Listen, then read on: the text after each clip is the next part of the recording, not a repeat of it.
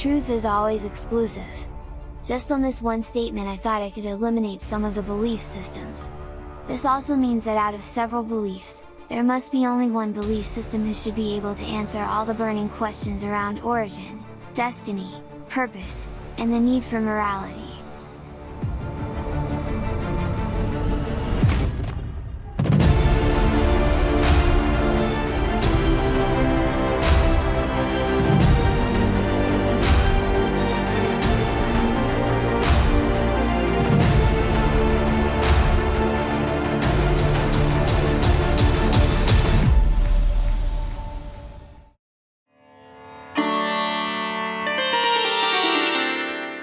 Every religion has some very nice things to offer in moral terms to their adherents, and have partial truths.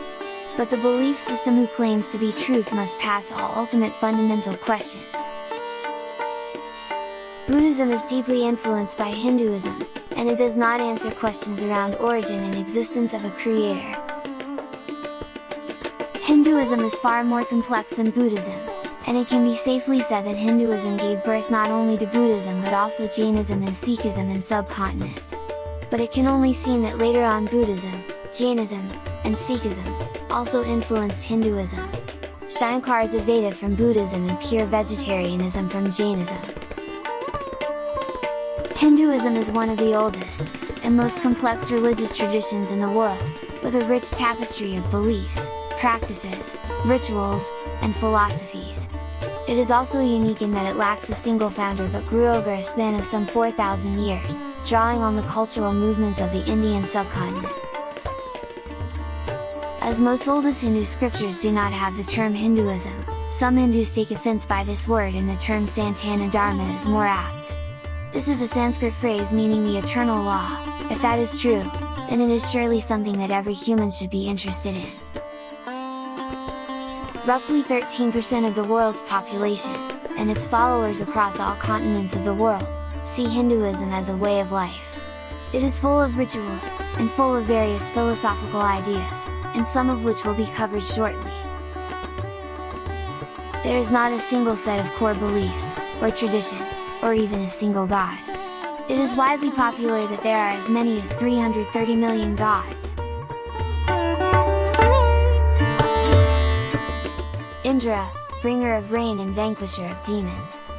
Agni, fire god. Surya is related to the sun. Varuna is related to the heavens. Indra is the most important of all atmospheric gods.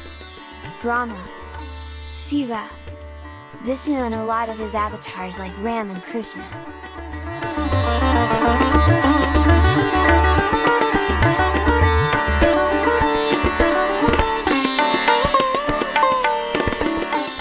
Ganesh. And there are several goddesses too. No gender inequality. Women goddesses are treated as mother goddesses and are also worshipped. Kali, Durga, Saraswati, Lakshmi, the goddess of money. Usha is the goddess of dawn. And on and on and on.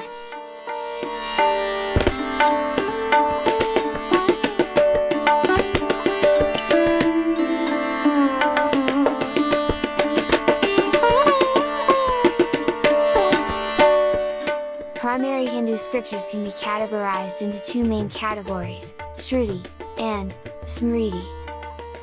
Shruti meaning, heard or revealed texts, and they mainly include Vedas. There are 4 Vedas, Rigveda, Samaveda, Yajurveda, and Atharvaveda.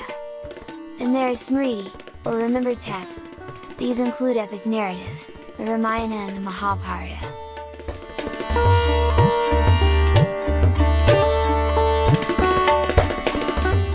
Then there are 18 major Puranas and numerous minor ones.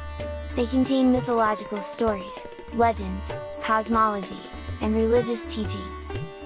Agamas and Tantras, these texts focus on temple construction, rituals, and worship practices. Dharmashastras, texts like the Manusmriti, provide guidelines on ethical and legal conduct. Yoga Sutras, attributed to Patanjali, these texts delve into the philosophy and practice of yoga and many others. Smriti literature, includes various texts on ethics, law, and customs. It's important to note that within these categories, there is a vast number of texts, and their significance can vary among different sects and schools of Hinduism. Additionally, there are regional and sectarian texts that may not be universally accepted by all Hindus. Epics which highly regarded, and revered, in India and as a common feature, of everyday life are, the Ramayana, and the Mahabharata. There have been too many plays, TV series, and movies made on these two epics, so you if want to know the details, either read the whole epics, which are extraordinary, but voluminous, and these can also be watched on YouTube. There are plenty of material out there, and therefore I encourage you to watch those, as I am not going to cover these in any details.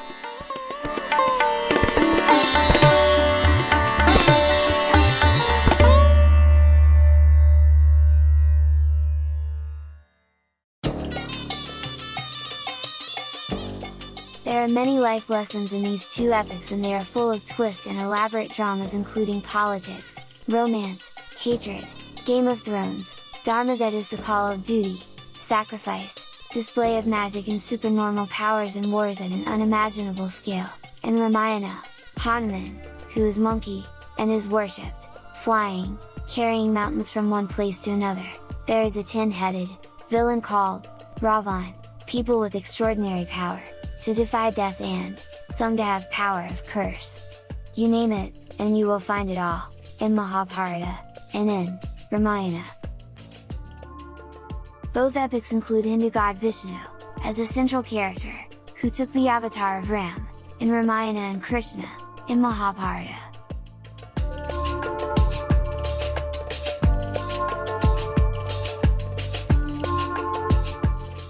Ramayana, as the name suggests, is about Lord Ram, and his wife, Sita, and the story begins in Ayodhya, India. This is the same place, where Ram Mandir, or temple, was inaugurated, in January 2024.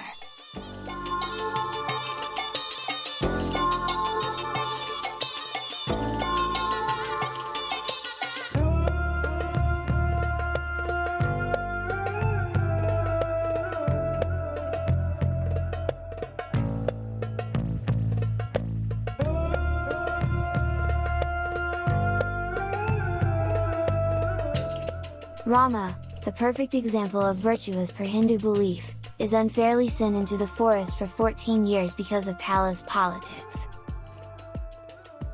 Rama's journey takes him through lush forests, with his loyal brother Lakshmana, and his graceful wife Sita. Along the way, they meet wise sages, fierce demons, and divine allies, each adding their own spark to the story. Rama had 3 brothers, Bharata, from the same mother, and the twins Lakshmana, and Shatrughna, from another of the king's wives.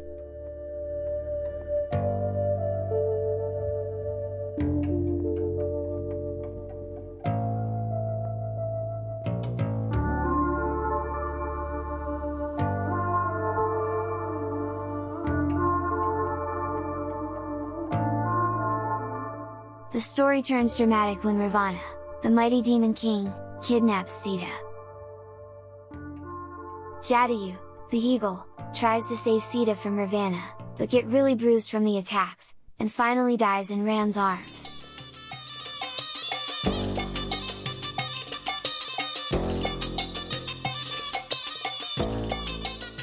Fueled by righteous anger, Rama joins forces with a monkey army led by the spirited Hanuman. What follows are epic battles filled with courage, magical weapons, sorcery and supernatural feats. Hanuman, the unstoppable monkey devotee, is one of the most vibrant characters, leaping across oceans, setting Lanka on fire, and carrying a whole mountain to save the wounded. The climax erupts in Lanka, where Rama and Ravana face off in a cosmic battle, between good and evil. Hindu believes, it's a fight that echoes through time, ending with the triumph of righteousness.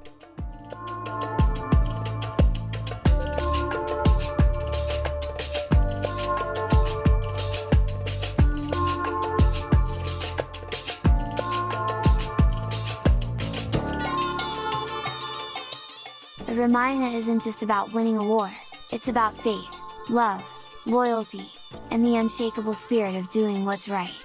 Whether Hanuman's leaps, Ravana's 10 heads, or the war itself were real is a matter of belief. But millions of Hindus see every word as truth.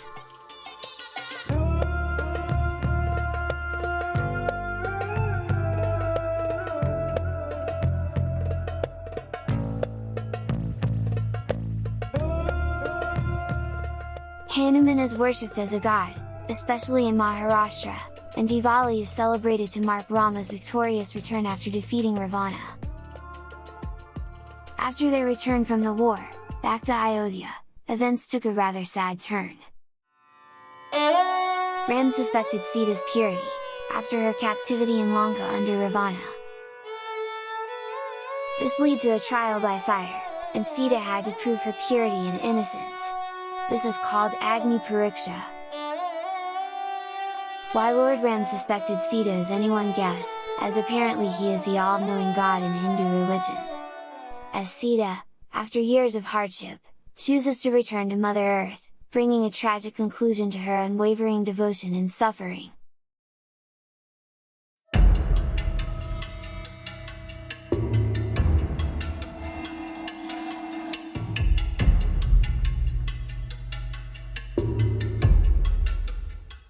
The second epic, which is even on a bigger scale than Ramayana, is Mahabharata and also revolves around another avatar of Lord Vishnu, Krishna. Comprising over 100,000 verses, the Mahabharata is a vast narrative that weaves together history, mythology, philosophy, and moral teachings. The bulk of the Mahabharata was probably compiled between the 3rd century BC and 3rd century AD. Whether this battle actually took place, which caused death of millions of people in an 18-day war, is anyone's guess, but whoever believe in this, put a date to the original events between the 9th and 8th centuries BC. The text probably reached its final form by the early Gupta period, 4th century AD. Mahabharata is easily available in English translation or watch on YouTube with subtitles. Most characters in Mahabharata have some kind of Marvel powers. If you like watching Spider-Man, Batman, Superman, Avengers, then these two epic stories are for you. They have 100 times more interesting characters than any of the 20th or 21st century Marvel movies ever had. You really need to watch them to get it entertained, and of course there are some really life good lessons weaved into the stories. Mahabharata story encompassed many stories, within a story, and when each unfolds it has its own unique taste. The story begins with the sage Vyasa, who dictates the Mahabharata to Lord Ganesha. The epic centers around the Kuru dynasty, specifically the two branches of the family, the Kauravas and the Pandavas. The Kuru kingdom is ruled by King Dhritarashtra, who is blind, and his brother Pandu. There are probably hundreds of different characters in this Mahabharata epic, so it is essential to put some characters on the Hall of Fame as we go along. Note that I am not starting from the very beginning, but should cover some important characters. King Shantanu of Hastinapur encounters a celestial nymph, Apsara, called Ganga, who is the personification of Ganga River. He falls in love with her and eventually marries her. Ganga, however, makes a pact with Shantanu that she will leave him if he questions or opposes her actions. Over time, Ganga gives birth to 7 children and drowns each of them in the river, following her own mysterious agenda.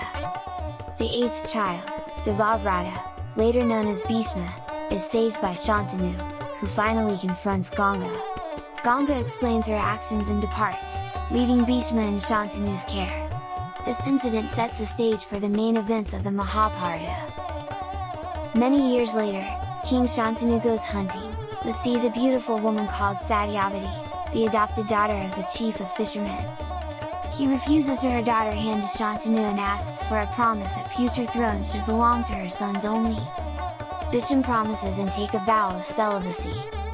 Shantanu fathers 2 sons by Satyavati and shortly he dies. Chitrangada and Vichitravirya. Chitrangada becomes king but he dies shortly.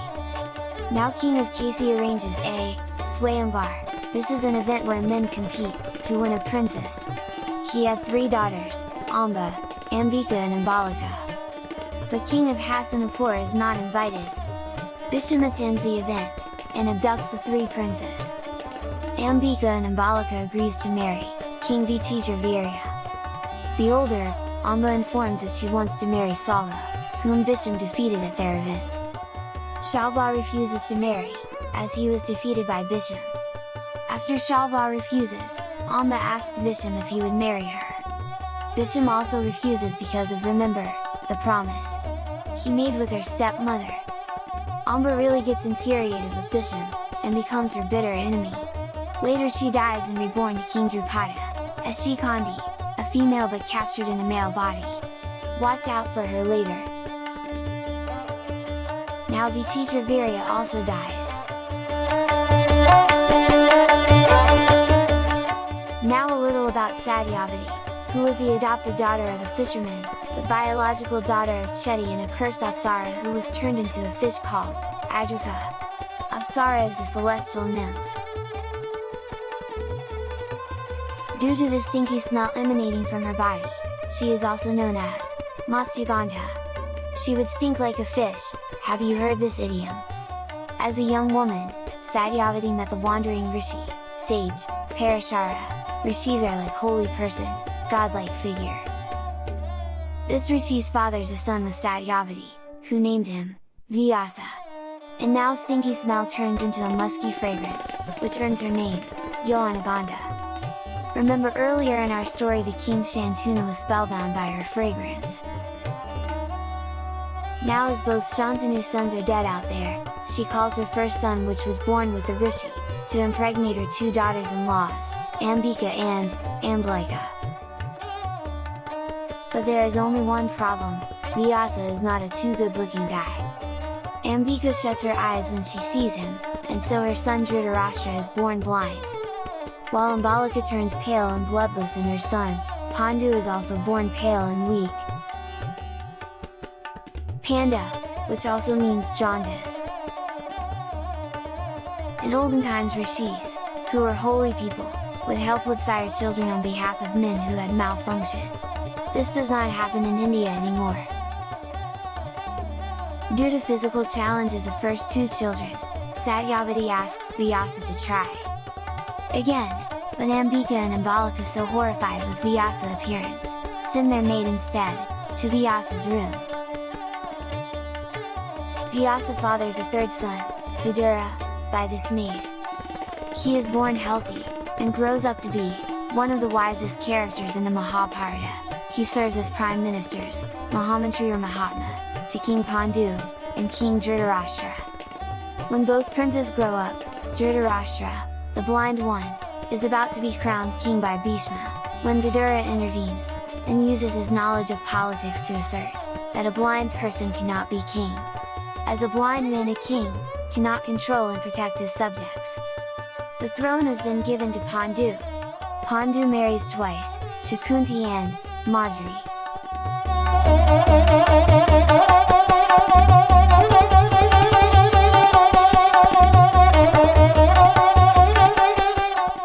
Dhritarashtra marries Gandhari, a princess from Gandhara, which is in modern-day Pakistan. She blindfolds herself for the rest of her life in solidarity for her husband, and so that she may feel the pain of her husband. One day, when Pandu is relaxing in the forest, he hears a sound of a wild animal. He shoots the arrow in that direction, of the sound. However, he hits a sage called Kindama, who has taken a form of a deer and is engaged, and having a good time with his girlfriend deer. He curses Pandu that if he engages, in having a good time with his wives, he will die. Pandu then retires to the forest along with his 2 wives, and his brother Dhritarashtra rules thereafter, despite his blindness. Pandu's older queen Kunti, however, is given a boon, by sage Durvasa that she could invoke any god using a special mantra. Kunti uses this boon to ask Dharma the god of justice, Vayu the god of the wind, and Indra the lord of the heavens for sons. She gives birth to 3 sons, Yudhishthira, Bhima, and Arjuna, through these gods. Kunti shares her mantra with the younger queen Madri, who bears the twins Nakul and Sahadev, through the twin gods Ashwini. Later, despite the warning, Pandu and Madri indulge in him having a good time, and Pandu dies. Madri commits suicide out of remorse.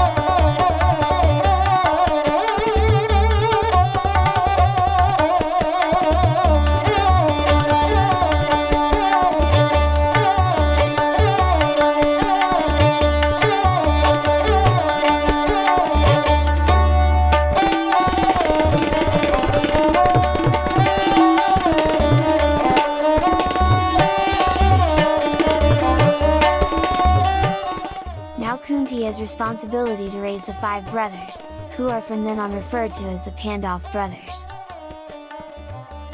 Pandu's sons, the Pandavas, are Yudhishthira, the eldest Pandava and known for his righteousness and sense of duty.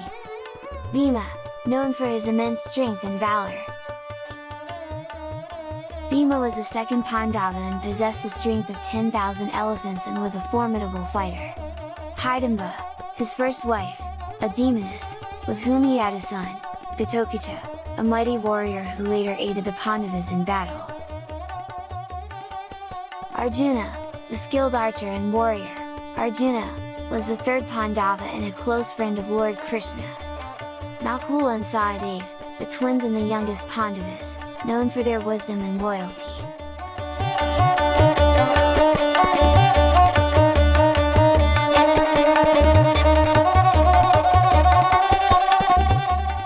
Dhritarashtra on the other hand had 100 sons through Gandhari, all born after the birth of Yudhishthira. 100 sons sound a lot, but how they were born is even more mind-blowing. Gandhari, one of 100 sons and a daughter, so Vyasa took a piece of flesh, and cut it into 100 pieces, and placed them into jars, which would then develop into 100 sons, and one daughter that she so desired.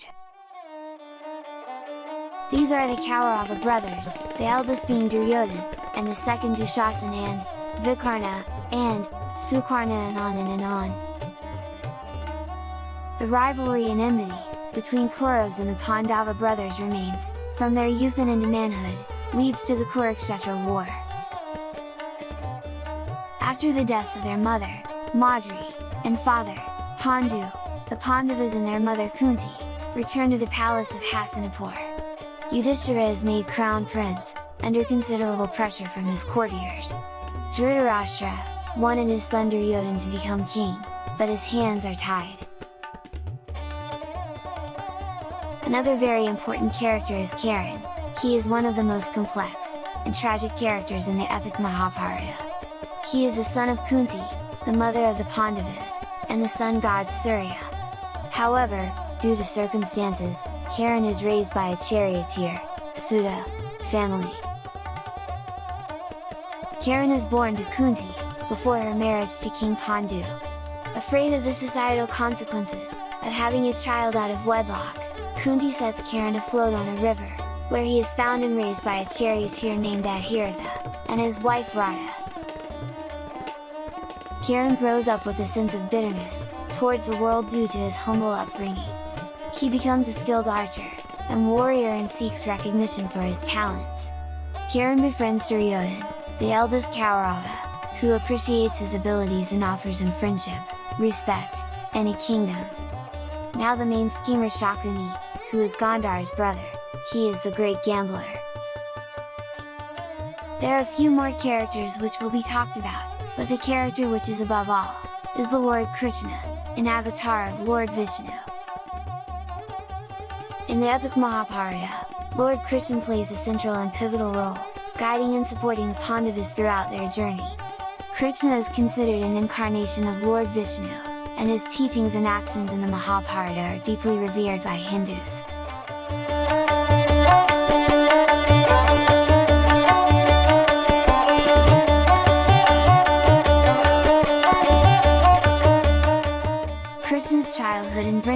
is filled with playful and mischievous adventures. He is known for stealing butter, mocking Kor, playing pranks with his friends, and enchanting everyone with his divine flute music, Murali Manohar. His most famous escapades include defeating demons like Patana, Trinavarta, and Kalia.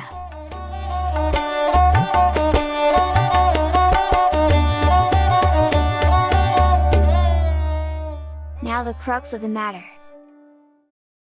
Shakuni, Duryodhana, and Dushashana plot to get rid of the Pandavas by building a place out of flammable materials, and then arranges for the Pandavas and the Queen Mother Kunti to stay there, intending to set it to fire. Pandavas, warned by wise uncle, Vidura, escape through a tunnel. Back in Hastinapur, the Pandavas and Kunti are presumed dead. Whilst they were in hiding, the Pandavas learn of a Swayamvar, an event where men compete for a wife, and Arjuna the super archer wins the contest to marry Draupadi. Karan also participates, however, Draupadi publicly rejects him due to his low birth. This incident fuels Karan's resentment towards the Pandavas, especially Arjuna. The Pandavas return home and inform their meditating mother that Arjuna has won a competition and to look at what they have brought back. Without looking, Kundi asks them to share whatever Arjuna has won amongst themselves, thinking it to be alms. Thus, Draupadi ends up being the wife of all 5 brothers. After the wedding, the Pandava brothers are invited back to Hastinapura. The Kuruba family elders and relatives negotiate and broker a split of the kingdom, with the Pandavas obtaining and demanding only a wild forest inhabited by Takshaka, the king of snakes, and his family. Through hard work, the Pandavas build a new glorious capital for the territory at Indraprastha.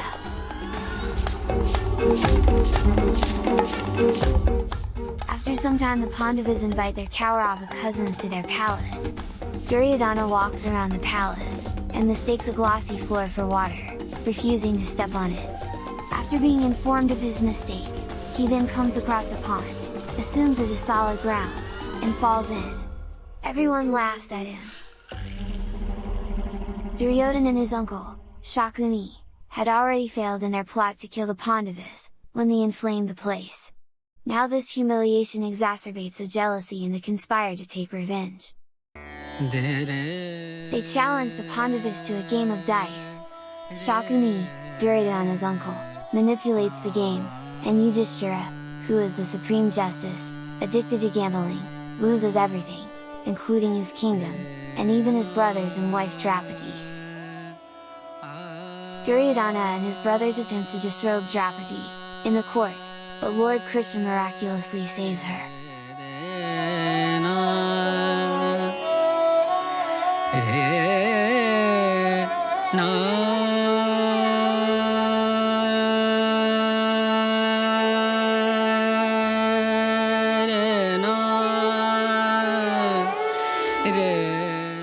This incident fuels the hatred between the Kauravas and the Pandavas.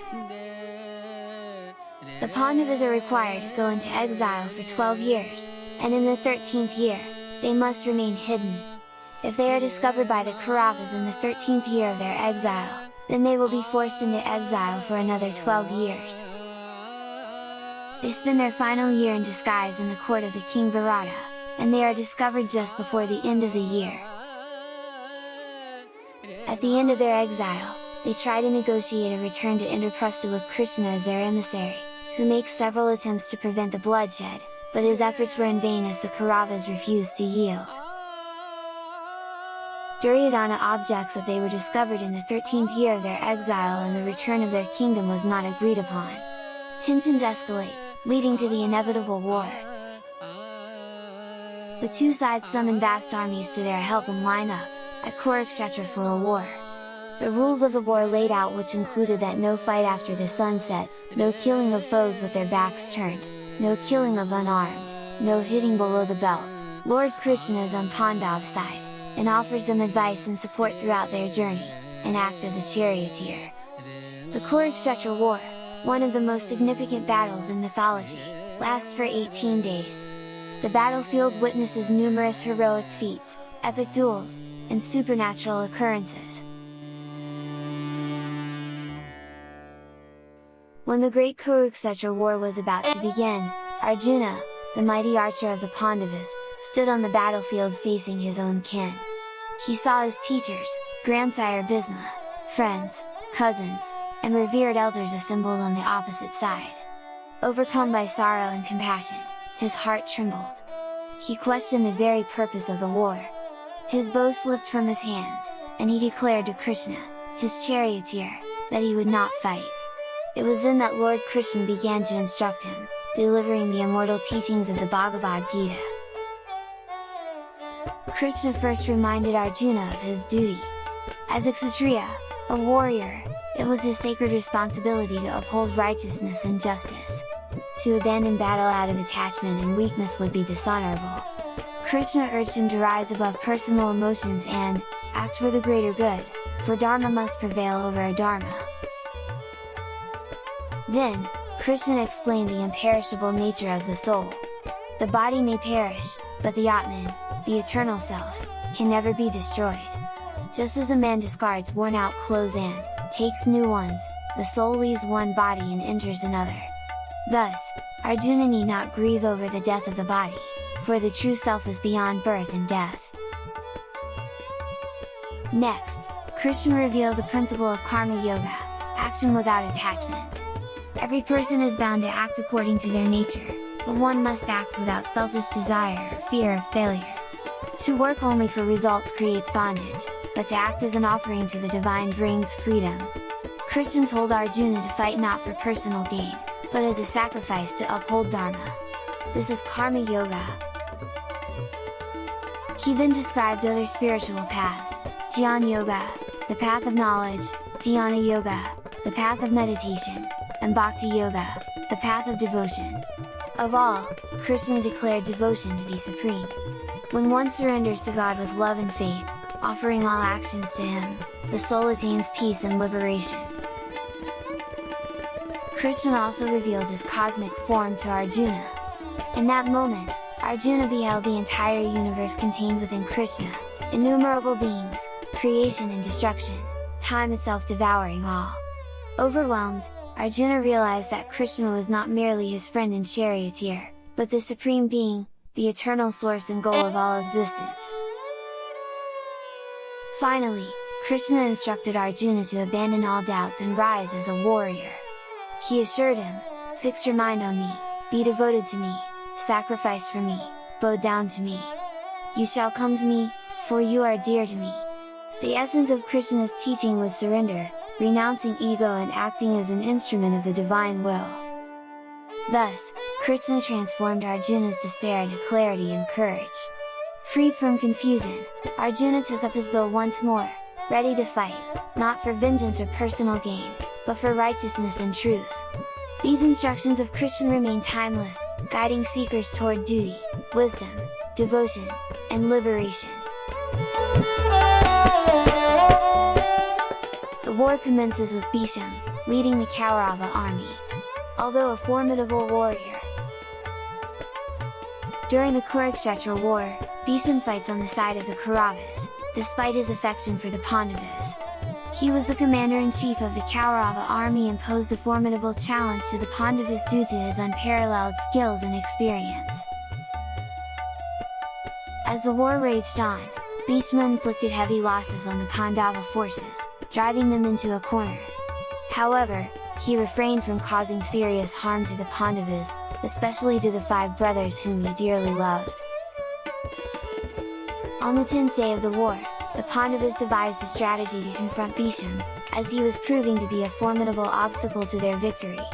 They placed Shikhandi, a warrior born as a woman in a previous life, in front of Arjuna, as it was foretold that Bhishma would not fight against a eunuch. Shikhandi, the same person as Amba, remember. Bhishma, bound by his vow never to raise a weapon against a woman, lowered his weapons upon seeing Shikhandi. Arjuna seized this opportunity and launched a fierce attack against Bhishma. The battlefield witnessed an intense and emotional confrontation between the two mighty warriors. As Arjuna's arrows showered upon Bhishma, the grandsire displayed his unparalleled valor and skills, piercing through the Pandav ranks. However, it became apparent that Bhisham was not fighting to his fullest potential to avoid causing serious harm to the Pandavas.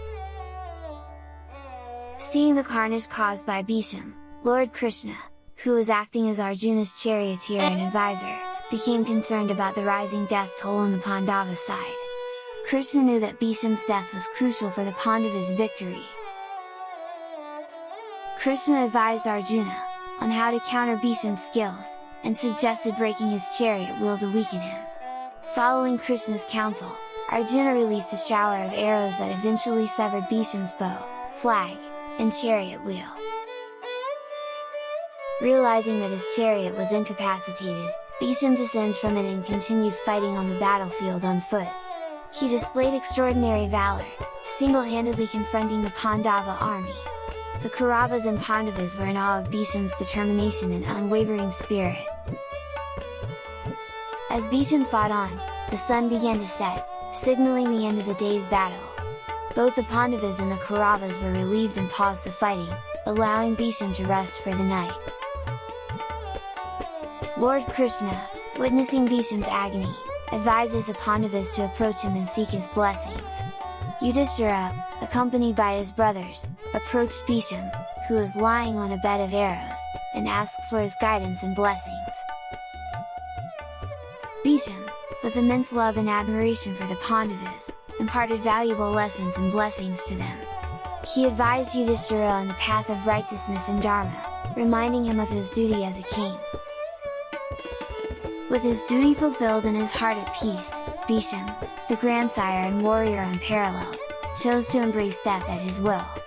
He focused his thoughts on the Supreme Lord and departed from his mortal body. The entire battlefield mourned the loss of Bhisham, and his passing leaves a void that could never be filled. His death marks a turning point in the Kurukshetra war, leading to further significant events and eventually the Pandavas' triumph. After Bhishma's death, Dronatriya takes over as the commander-in-chief of the Kaurava army. Drona's military prowess poses a considerable challenge for the Pandavas.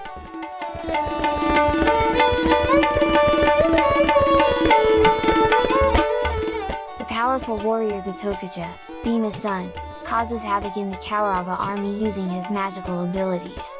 He is son of Bhima from demoness Hidimbi.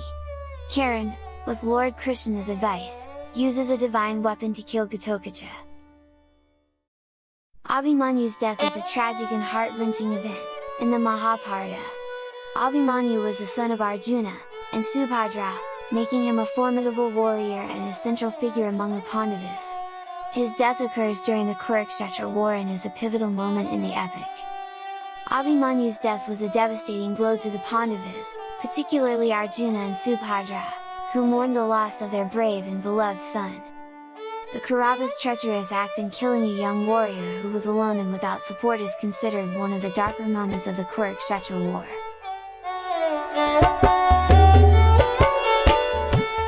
Kiran, a key figure in the Mahabharata, enters the battlefield and fights valiantly for the Kauravas. He is eventually killed by Arjuna, but Kiran's tragic past and noble qualities earn him sympathy and admiration.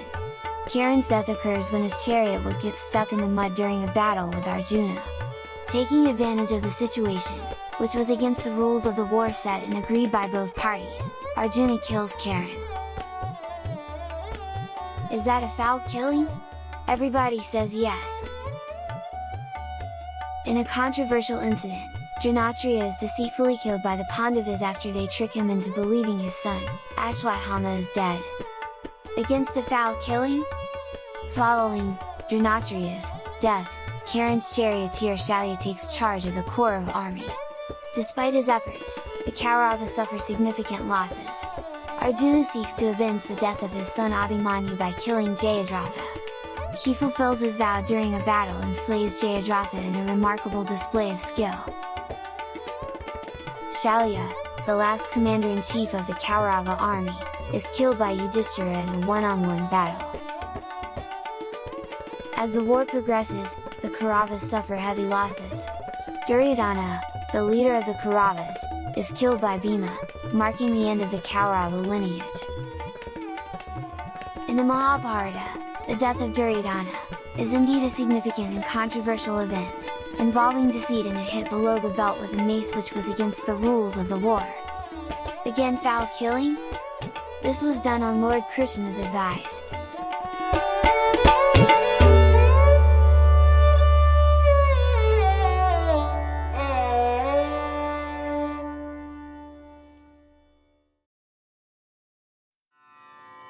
The conclusion. After seeing the carnage, Gandhari, who had lost all her sons, curses Krishna to be a witness to a similar annihilation of his family, for though divine and capable of stopping the war, he had not done so.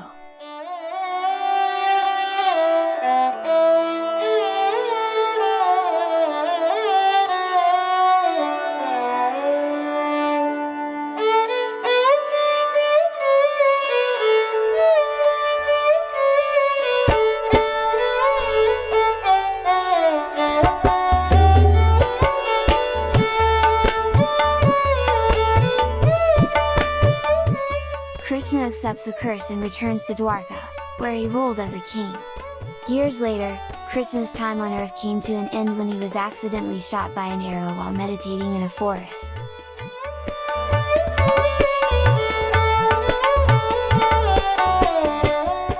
Yudhishthira, the eldest, becomes the king of Hastinapura.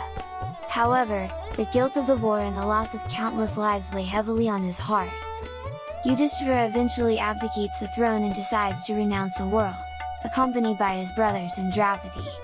They begin their journey towards the Himalayas. The Pandavas face various trials during their journey, testing their virtues and righteousness. One by one, Draupadi and the brothers fall on the way. As each one stumbles, Yudhishthira gives the rest the reason for their fall. Draupadi was partial to Arjuna, Nakula and Sahadeva were vain and proud of their looks, and Bhima and Arjuna were proud of their strength and archery skills, respectively. Only the virtuous Yudhishthira, who had tried everything to prevent the carnage, and the dog remains. Yudhishthira is confronted by a dog and is asked to abandon the dog if he wishes to enter heaven. Yudhishthira refuses, displaying his unwavering commitment to duty and compassion. The dog then reveals itself as God Yama, Dharma Raja, righteousness, Lord Dharma, and rewards Yudhishthira for his loyalty. After passing the final test, Yudhishthira is granted entry into heaven, accompanied by his brothers, Draupadi, and the dog.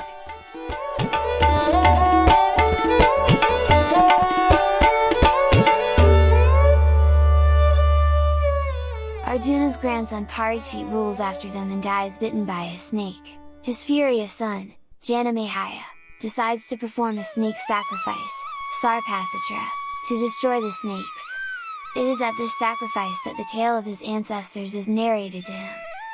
The Mahabharata mentions that Karan, the Pandavas, Draupadi and Dhritarashtra's sons eventually ascended to Svarga, heaven, and attained the state of the gods, and banded together, serene and free from anger.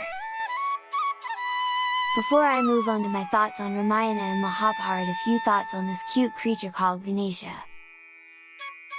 Ganesh, also known as Ganesha or Ganapati, is one of the most widely worshipped deities in India.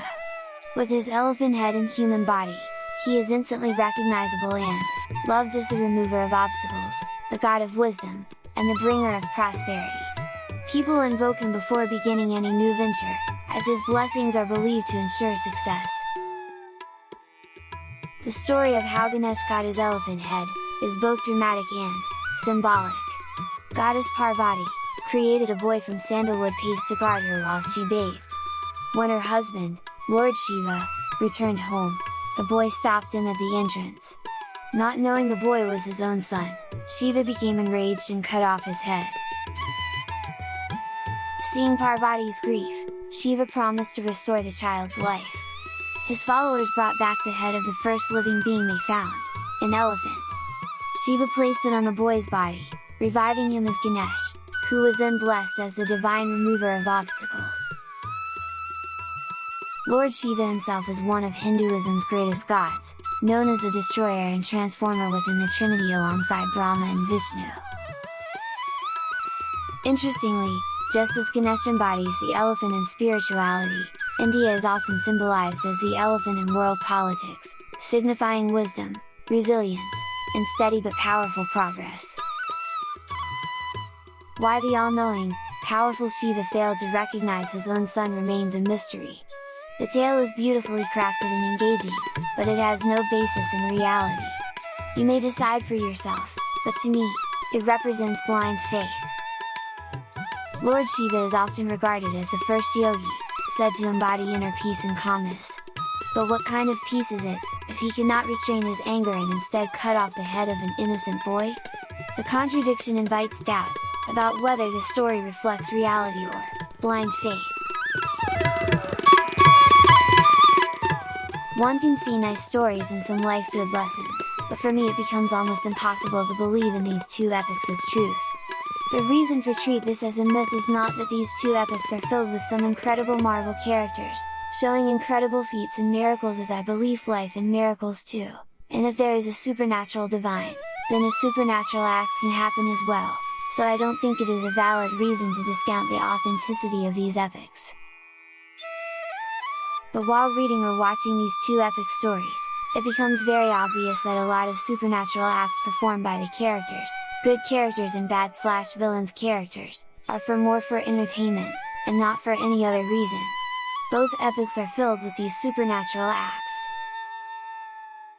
However, for me the real reason for rejecting is not plenty of some cheap stunts or acts performed by the thousand of characters, but the portrayal of the Hindu god himself, who also is part of scheming and prompt Pandavas to deceive. The image of Almighty God in both Ramayana and Mahabharata is very weak, and it appears these are simply the figment of imagination by human beings, just like both the books. As mentioned before, Lord Shiva is often regarded as the first yogi. One of the qualities his followers associate with him is inner peace and calmness. But what kind of peace is it if he cannot control his anger and sever the head of an innocent boy? Another point to note is this: if Shiva was almighty, why did he not simply restore the boy's original head? Why was an elephant's head required instead? Why the all-knowing, powerful Shiva failed to recognize his own son remains a mystery. In Hindu tradition, Lord Brahma is regarded as the creator of the universe, forming the sacred trinity alongside Vishnu the preserver and Shiva the destroyer. He is often depicted with 4 heads, symbolizing the 4 Vedas and vast knowledge of creation. Yet, unlike Vishnu or Shiva, Brahma's worship in India has steadily declined. Ancient legends associate him with controversial stories, including allegations of desiring or pursuing his own daughters, which cast a shadow on his image.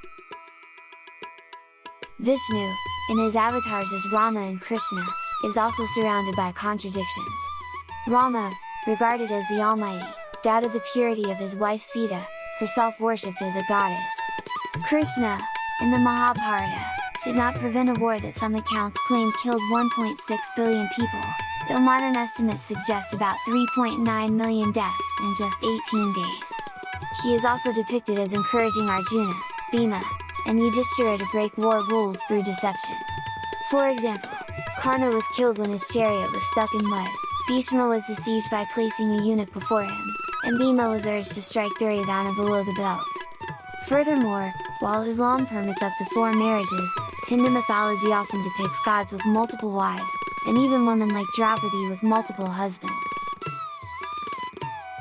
Hindu epics are also filled with fantastical characters: Ravana with 10 heads, an army of monkeys led by Hanuman who could lift mountains, Ganesha with an elephant's head, Bhishma who had the power not to die until he wished, and others with supernatural abilities that defy scientific logic. At the same time, the causes of the wars in the epics seem rudimentary and hollow. In the Ramayana, a goddess is kidnapped, yet how can a goddess, living with the almighty Rama, even be kidnapped? In the end, she is forced to prove her purity. In the Mahabharata, the war begins because Draupadi was humiliated and disrobed, but it was her own husband Yudhishthira, the so-called champion of Dharma, who gambled her away in the first place. Millions then died for what was essentially a personal vendetta.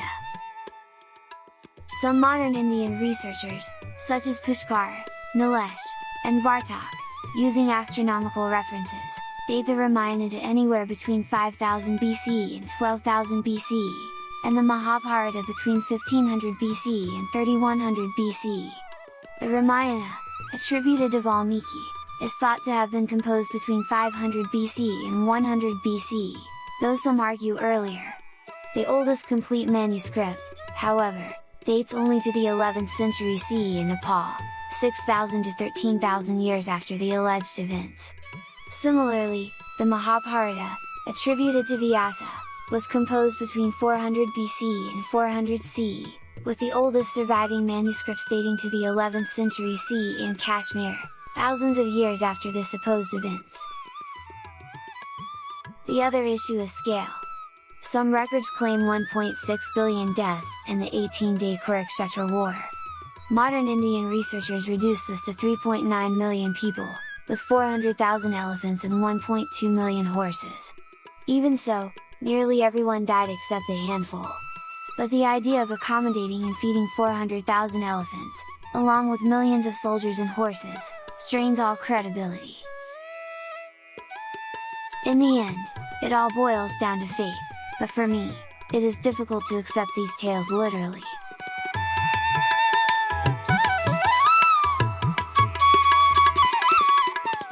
We looked at two major epics, Ramayana and Mahabharata, which also includes Bhagavad Gita. Now back to the Vedas, which are the most revered Hindu scriptures.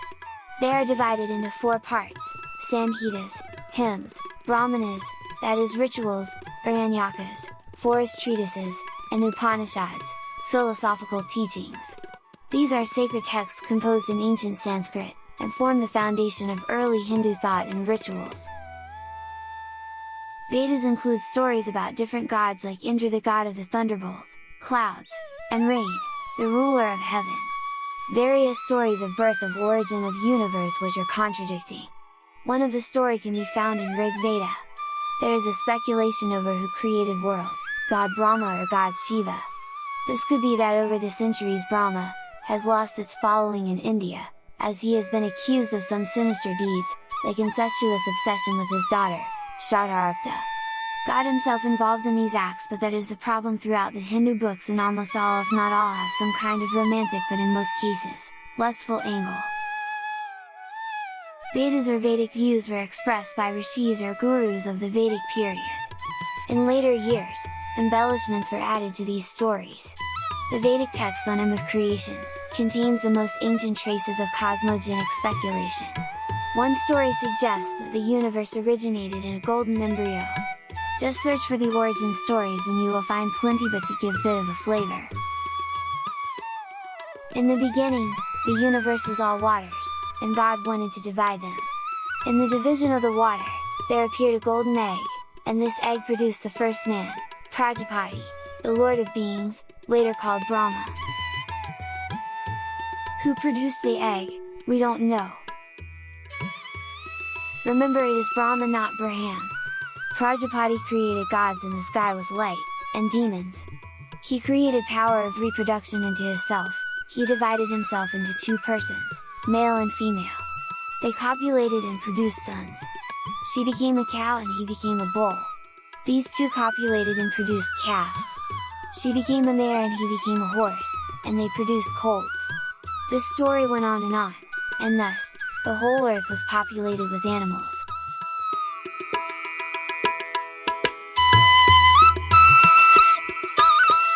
The foundation of caste system or Varna system, which is very much prevalent in India even today, also has its roots from Rig Veda. Purusha Sukta. His mount became the Brahmins, priests and scholars; his arms Kshatriyas, warriors and rulers; his thighs Vaishyas, merchants and farmers; and his feet became Shudras, laborers and artisans, and outside the pale of the Varna system were the untouchables or Dalits. Beyond the 4 Varnas, there are numerous sub-castes and communities. The Hindu tradition first distinguished between those who are twice born and those who aren't. The twice born are in the highest 3 stages of the social hierarchy: the Brahmins, Kshatriyas, and Vaishyas. Those not twice born are Shudras.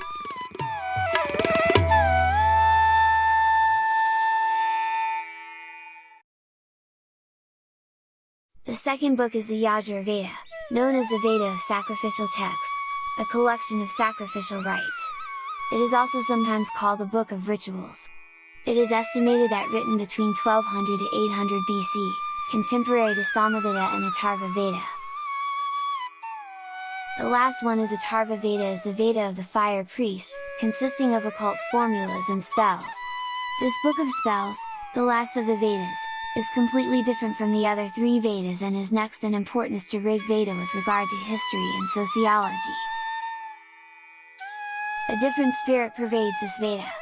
This Veda consists of spells and charms prevalent at the time it was written, and it portrays a clearer picture of the Vedic society. The Atharva Veda portrays Varuna as omniscient, catching liars as he has the stars of the sky for eyes. Varuna is classified as an Asura in the Rig Veda. In later years, Varuna becomes the god of oceans and rivers and keeper of the souls of the drowned. Thus, he becomes the god of the dead and can grant immortality. Varuna may be compared with Poseidon in Greek mythology. Charms and spells included long life of a loved one or recovery from some illness, thoroughly use of herbs and plants. Charms against fever, jaundice and diseases.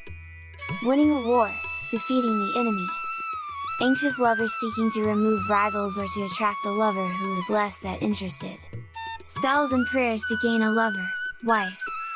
Success at a sporting event. Economic activity. Bounty of cattle and crops.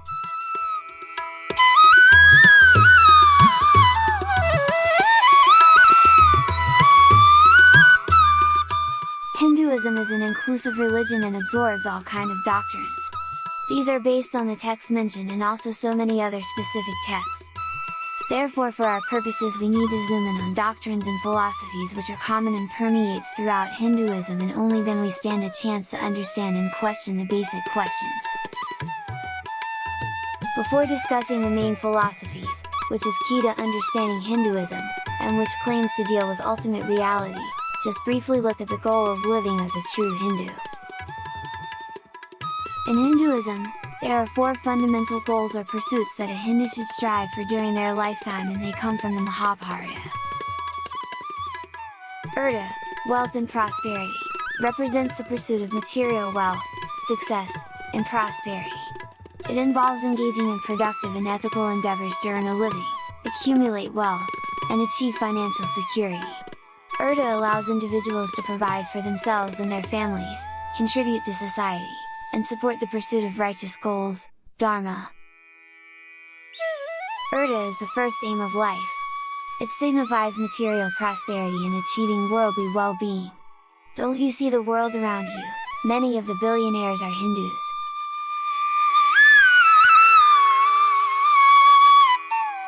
Kama, desire and enjoyment. Kama refers to the fulfillment of legitimate desires, pleasures, and enjoyment in life. It encompasses seeking happiness, love, and artistic or sensual experiences. Kama recognizes that human desires and emotions are natural and can be channeled in a balanced and disciplined manner. Enjoyment of life's pleasures within the boundaries of Dharma is considered conducive to a fulfilling existence. Hinduism acknowledges that seeking pleasures and avoiding pain are fundamental to human psychology, and therefore pleasure is one of the ends, or goals, of existence. The principal surviving classic of India's Kama teaching is Vatsyayana's much celebrated Kama Sutra. Dharma, duty, responsibility. Remember Mahabharata? Mahabharata is a classic example of Hindu Dharma, where Arjuna did not flinch from his duty as a warrior. In the epic Ramayana, it says, "From Dharma issue profit and pleasure, one attains everything by Dharma. It is Dharma which is the essence and strength of the world." Dharma is a term with many meanings in the Hindu tradition. In fact, it can be interpreted as religious law, right conduct, duty, and even social order. Dharma is also the notion that an ideal religious life is broken down into 4 stages or stations. The first of these is the student stage, Brahmacharya, whereby boy studies the scriptures with his guru. A student studied the Vedas for 12 years, or until he had properly learned it. By the late teens, one becomes a householder and marries Grihastha. He married the woman his parents had chosen for him and became a householder. In many Hindu texts, the householder's life is considered the greatest of the four stages of life. After bringing up a family, one retires to solitude and lives as a forest dweller, Vanaprastha. His wife can come with him or be left behind with her sons.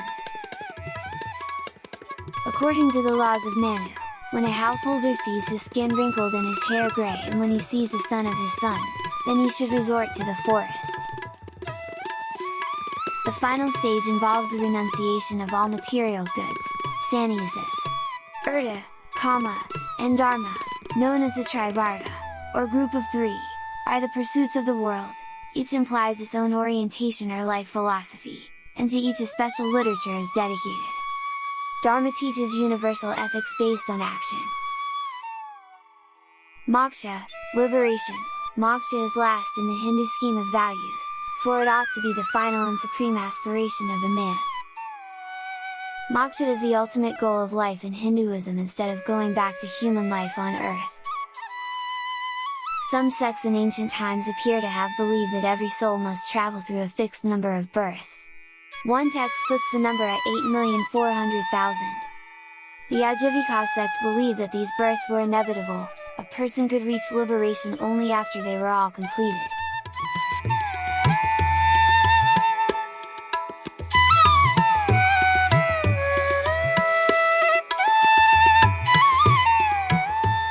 In many Indian and Eastern philosophies, the main purpose of life is to be free from the endless cycle of birth and death.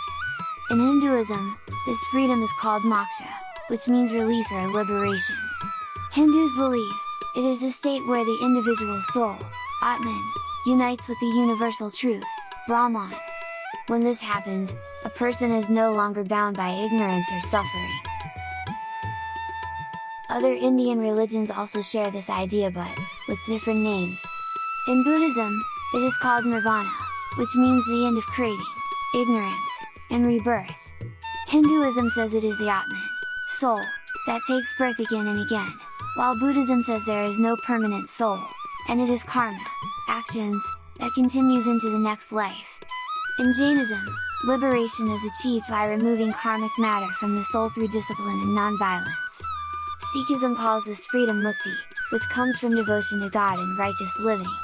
Even the old Ajivika school, now lost, also believed in release from rebirth. So, despite differences, the common goal in all these traditions is liberation. In Hindu thought, whether you accept the authority of the Vedas decides, if you are ascetic, orthodox, or Gnostic, heterodox. The six main Hindu philosophies, called the Sad Darsanas, all accept the Vedas and give their own way to reach moksha. Nyaya, founded by Gautama, it teaches logic and reasoning to remove ignorance. It fits with Jnana Yoga, the path of knowledge. Vaisesika, founded by Kannada, it studies categories of reality like matter, qualities, and motion. This also connects with Jnana Yoga. Samkhya, started by Kapila, it explains the difference between Purusa, spirit, and Prakriti, matter. Realizing this separation leads to freedom. It is linked with Jnana Yoga. Yoga, systematized by Patanjali, it teaches meditation, discipline, and control of the mind through the Eightfold Path. This is the same as Raja Yoga. Purva, Mimamsa, founded by Jaimini, it focuses on Vedic rituals and duties. This connects with Karma Yoga, the path of selfless action. Vedanta, written down by Badarayana, it is based on the Upanishads.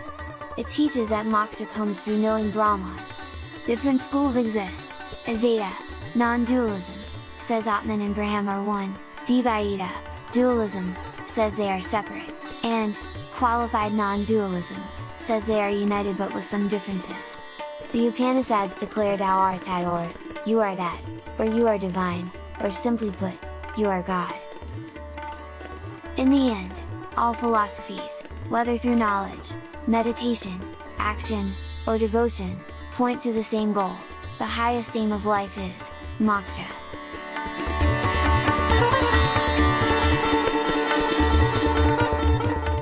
People often say Hinduism is complex, but another word for it may be confusion. The religion has many deep ideas, yet it also leaves behind contradictions and unanswered questions. In Hinduism, there are many stories about how the universe began. Some texts say Brahma created it. Others say Vishnu or Shiva are the true creators. The Rigveda's Nasadiya Sukta even admits that maybe no one knows how creation began. These are contradictory stories. But more importantly, none of them explain why the universe exists at all. Why are there so many living beings? Why does reproduction exist? Hindu tradition focuses more on endless cycles of creation and destruction than on the deeper question of why existence itself is necessary. In non-dual philosophy, the soul, Atman, and Brahman are said to be the same. The world is only an illusion, Maya. But if hunger, sickness, or suffering are illusions, does morality have any meaning? If everything is unreal, why would ultimate reality choose to create such illusions? What is the purpose behind them? This way of thinking can remove personal responsibility.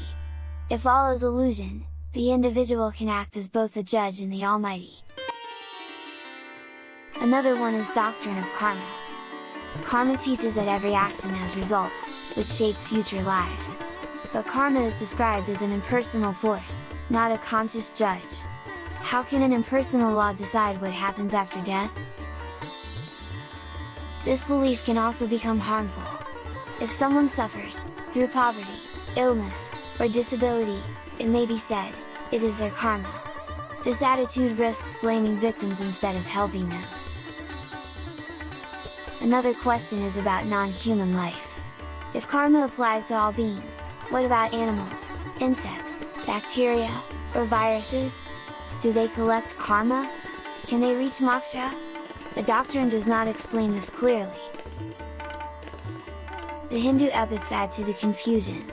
In the Mahabharata, both the Pandavas and their enemy Duryodhana end up in heaven.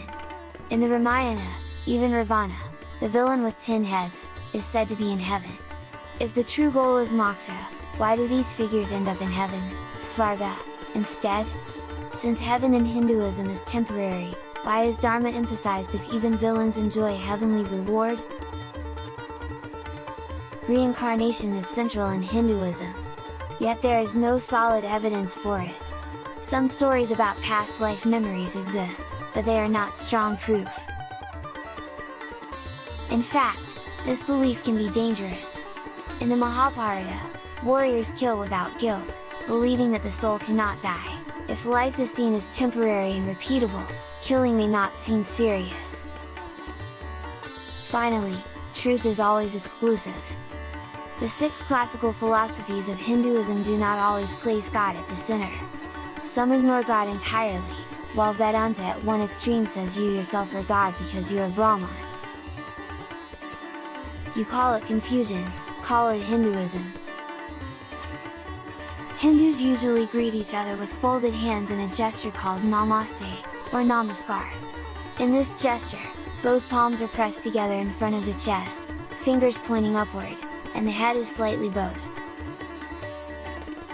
In Hindu thought, it is believed that a divine spark, called Atman, soul, which is part of Brahman, ultimate reality, lives within every being. So when one person greets another with Namaste, they are not just saying hello.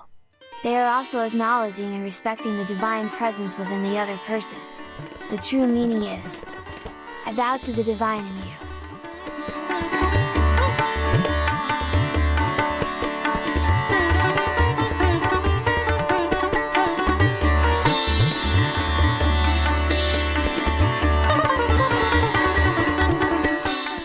Across Hindu philosophies, and in other Eastern traditions as well, the practice of yoga plays a central role.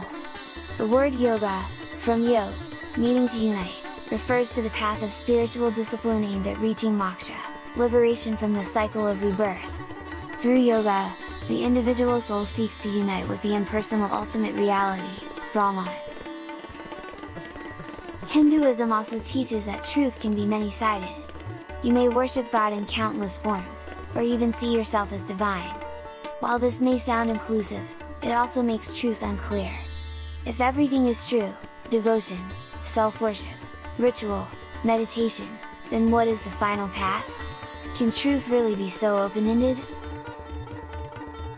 In the end, Hindu philosophy has many rich ideas, but it also leaves important questions unanswered. Where did the universe come from? Why should karma control destiny? Why do villains reach heaven? Where is the proof for reincarnation? These questions show that Hinduism has limits. It tries to explain life's mystery, but its answers are irrational, hollow and sometimes dangerous.